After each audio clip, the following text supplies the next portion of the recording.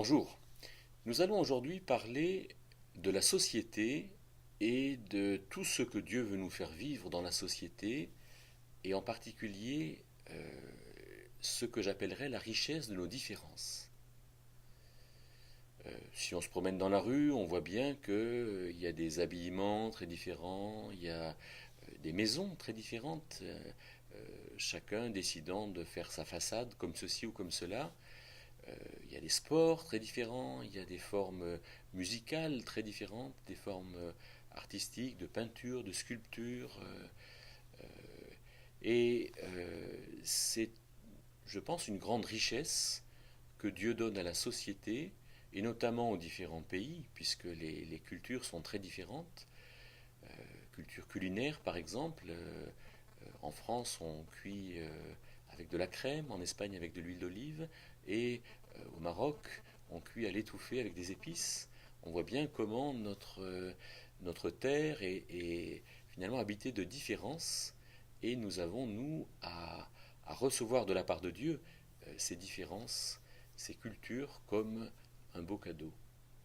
Réfléchissons un peu, on ne peut pas tout faire. On ne peut pas, nous, tout connaître. On ne pourrait pas, nous, comment dire, aller au fond d'une tradition culinaire, être en même temps dans une tradition culinaire et dans une autre. On ne peut pas posséder plusieurs traditions culinaires. Il faut forcément être soi-même un peu un spécialiste de quelque chose.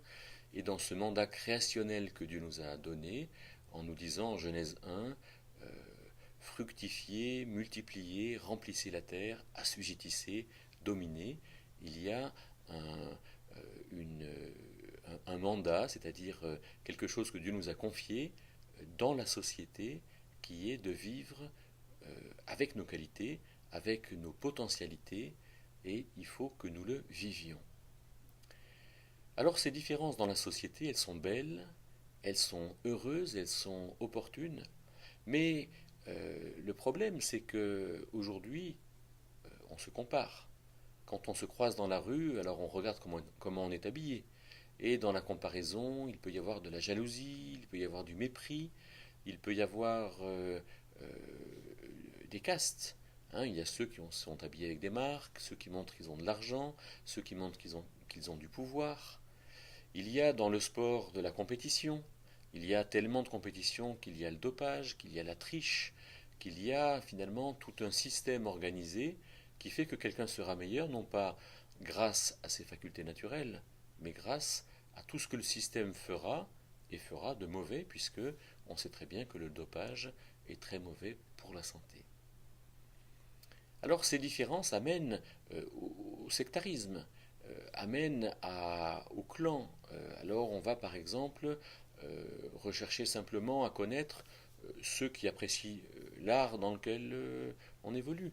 Hein, si par exemple je suis cycliste, ça ne m'intéressera d'avoir comme ami que des gens qui font du vélo, et que des gens qui font des cols, des ascensions, qui vont à telle vitesse, parce que finalement aller moins vite, ça ne m'intéresse pas.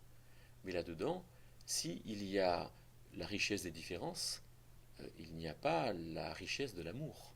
Et il faut donc que l'amour soit ce qui vient habiter les différences, que les différences soient finalement soient cet ensemble de choses qui participent à la construction de la société, mais que l'amour soit ce qui en donne vraiment la valeur. C'est parce que nous sommes ensemble que nous pouvons être différents et être bien ensemble. C'est parce que nous sommes ensemble dans une relation que nous ne sommes pas prêts à quitter que nous pouvons être bien ensemble et vivre dans la relation, vivre dans l'amour. Et les différences vécues dans l'amour sont de très belles choses, mais les différences vécues dans la comparaison, dans la compétition, dans le sectarisme, sont des choses épouvantables. Alors, qu'est-ce qu'il faut faire avec tout ça? Comment vivre aujourd'hui dans notre société? Comment vivre toutes ces différences? Comment vivre, par exemple, dans un lotissement de 50 maisons, et quand quelqu'un veut qu'il y ait un portail à l'entrée et que plusieurs autres ne le veulent pas? Eh bien, ce qui est intéressant dans l'Épître aux Corinthiens, par exemple, à l'égard de ce que nous avons en commun, c'est qu'il est dit que à chacun de nous, au chapitre 12 et au verset 7, et donner la manifestation de l'esprit pour l'utilité. Nous avons tous des qualités que Dieu nous a données, que Dieu nous a confiées. C'est la parabole des talents ou des mines. Nous avons tous quelque chose que Dieu nous appelle à faire fructifier. Mais toutes ces choses-là sont différentes et nous avons tous quelque chose de différent. Mais nous avons tous quelque chose en commun qui n'a pas de prix, c'est le Saint-Esprit en nous. Et le Saint-Esprit nous amène à faire vivre ensemble toutes ces différences. Alors, on pourra dire, oui, mais dans la société, tous n'ont pas le Saint-Esprit. Soit. Mais dans la société, le Saint-Esprit s'adresse à tous. Jean 16, verset 9, il convainc le monde de péché. Et Jean 16, verset 12, il va conduire les chrétiens, les enfants de Dieu, dans la vérité. De sorte que nous pouvons, nous, d'un point de vue social, aller dans le même sens et comprendre que nos différences ne sont pas un lieu de comparaison, un lieu de compétition, un lieu de sectarisme, mais un lieu d'appréciation. Comment est-ce que nous voyons la différence des églises? Est-ce que c'est une occasion de scandale pour nous?